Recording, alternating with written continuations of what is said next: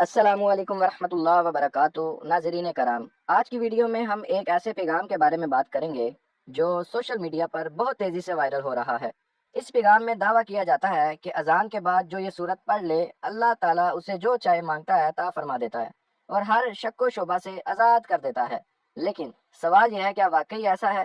کیا قرآن و حدیث میں اس کی کوئی اصل موجود ہے، یا پھر یہ صرف ایک غیر مصدقہ بات ہے جو لوگوں میں پھیل رہی ہے؟ آج ہم اسی موضوع پر قرآن و حدیث کی روشنی میں گفتگو کریں گے تاکہ حقیقت ہمارے سامنے واضح ہو جائے۔ اذان کی اہمیت۔ ناظرین کرام، اذان اسلام کے عظیم شعائر میں سے ایک ہے۔ جب مؤذن اذان دیتا ہے تو دراصل وہ لوگوں کو اللہ تعالیٰ کی عبادت کی طرف بلاتا ہے۔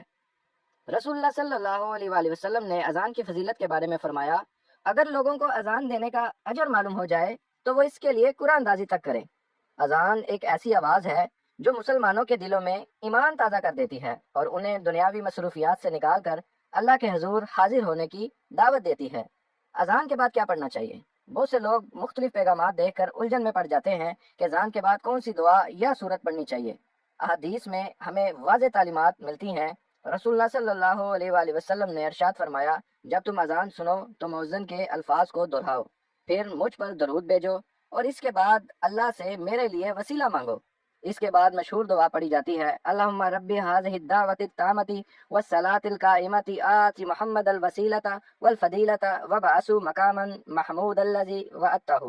یہ دعا احادیث سے ثابت ہے۔ کیا اذان کے بعد کوئی خاص صورت پڑھنے کا حکم ہے؟ اب آتے ہیں اصل موضوع کی طرف۔ بہت سی پوسٹیں میں مختلف صورتوں کے بارے میں دعوے کیے جاتے ہیں کہ اذان کے فوراً بعد انہیں پڑھنے سے ہر خواہش پوری ہو جائے گی یا بے شمار دولت مل جائے گی۔ حقیقت یہ ہے کہ ایسی باتوں کے لیے صحیح اور مستند دلیل ضروری ہوتی ہے۔ اگر کوئی شخص کسی مخصوص صورت کے بارے میں کوئی خاص فضیلت بیان کرے تو اس کے لیے قرآن یا صحیح حدیث سے ثبوت ہونا چاہیے۔ بغیر ثبوت کے ایسی باتیں نبی کریم صلی اللہ علیہ وآلہ وسلم کی طرف منسوب کرنا درست نہیں ہے۔ دعا قبول ہونے کا ایک اہم وقت یہ ضرور ثابت ہے کہ اذان اور اقامت کے درمیان دعا قبول ہونے کا خاص وقت ہے۔ رسول اللہ صلی اللہ علیہ وآلہ وسلم نے ارشاد فرمایا، اذان اور اقامت کے درمیان کی دعا رد نہیں کی جاتی۔ ذرا غور کیجئے، یہاں کسی خاص صورت کا ذکر نہیں بلکہ دعا کا ذکر ہے۔ اس لیے اگر کوئی مسلمان اذان کے بعد اللہ تعالیٰ سے اپنے لیے، اپنے والدین کے لیے، اپنے رزق کے لیے، اپنی بیماریوں سے شفا کے لیے دعا کرے تو یہ بہت بابرکت عمل ہے۔ رزق کہاں سے آتا ہے؟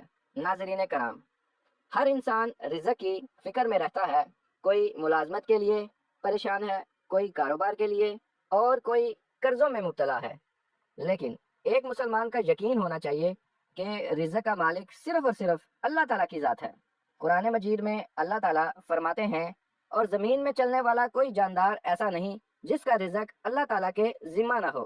لہٰذا رزق کے لیے اصل چیز اللہ پر بھروسہ، محنت، دعا اور حلال کمائی ہے۔ سوشل میڈیا کے پیغامات پر اندھا یقین نہ کریں۔ آج کل ایک بہت بڑا مسئلہ یہ ہے کہ لوگ ہر پیغام کو تحقیق کے بغیر آگے بھیج دیتے ہیں۔ کسی تصویر پر کوئی عبادت لکھی ہوتی ہے اور کوئی فوراً اسے شیئر کرنا شروع کر دیتے ہیں، حالانکہ اسلام ہمیں تحقیق کا حکم دیتا ہے۔ اگر کوئی دینی بات بیان کی جائے تو ہمیں دیکھنا چاہیے کہ اس کا ماخذ کیا ہے۔ کیا یہ قرآن و حدیث سے ثابت ہے؟ کیا یہ صحیح حدیث سے ثابت ہے، یا صرف کسی نے اپنی طرف سے لکھ دیا ہے اور بیان کر دیا ہے؟ حقیقی کامیابی کا راستہ، اگر آپ چاہتے ہیں کہ اللہ تعالیٰ آپ کی مشکلات آسان کرے، رزق میں برکت دے اور دلوں کو سکون عطا فرمائے، تو چند اعمال کو اپنی زندگی کا حصہ بنا لیں۔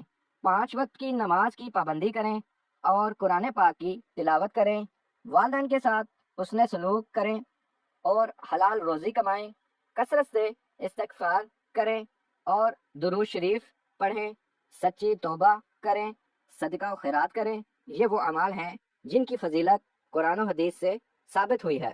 ایک سبق آموز واقعہ۔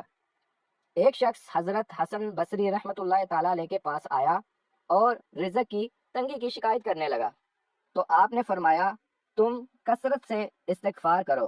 دوسرا شخص آیا اور اولاد نہ ہونے کی شکایت کرنے لگا، تو آپ نے فرمایا، استغفار کیا کرو۔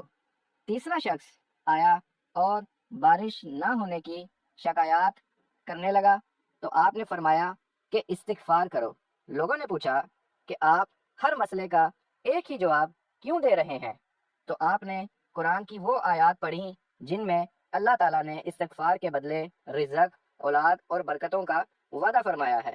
ہماری ذمہ داری ہے ناظرین کرام، جب بھی آپ کو کوئی دینی پیغام موصول ہو تو اسے فوراً شیئر نہ کریں، سب سے پہلے اس کی تحقیق کریں، کیونکہ دین میں ایک غلط بات پھیلانا بہت بڑا گناہ ہو سکتا ہے۔ ہمیں ہمیشہ مستند علم حاصل کرنا چاہیے اور دوسروں تک بھی صحیح معلومات پہنچانی چاہیے۔ پیارے دوستو، اذان ایک عظیم نعمت ہے۔ اذان سن کر جواب دینا، درود شریف پڑھنا، اذان کے بعد مسنون دعا پڑھنا اور اذان و اقامت کے درمیان دعا کرنا یقیناً باعث برکت ہے، لیکن کسی خاص صورت کے بارے میں کوئی غیر مصدقہ فضیلت بیان کرنے سے بچنا چاہیے جب تک اس کی واضح شرعی دلیل موجود نہ ہو۔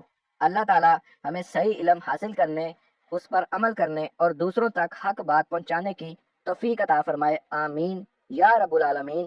اگر آپ کو یہ ویڈیو پسند آئی ہو تو اسے لائک کریں، شیئر کریں اور ہمارے چینل حق کی سوچ کو سبسکرائب کرنا نہ بھولیں۔ السلام علیکم ورحمۃ اللہ وبرکاتہ، جزاک اللہ خیر۔